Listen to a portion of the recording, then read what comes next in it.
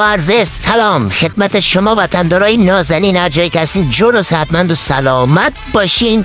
یادش بخیر با قول عمو فراد دریا او غایتا. واو چه غایتایی بود. من خورد بچه بودم توش لبازی میکردم.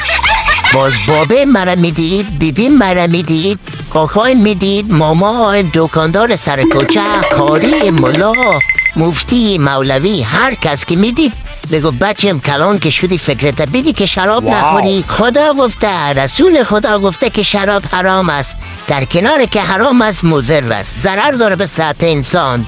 اول کور میکنه آدمه، دوم باعث ایست قلبی یا سکته قلبی میشه، سوم ای که دیگه باز عقلت هم میپره.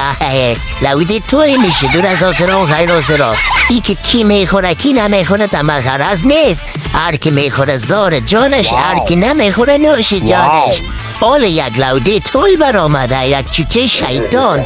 خدای را هدایت نیکی بده. میفهمی چی میگه منافق؟ میگه در قرآن خدا نگفته شراب حرام است.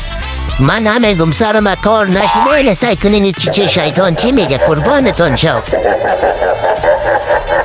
می شراب بده کس به ما بگوید که خدا گفته که حرام است.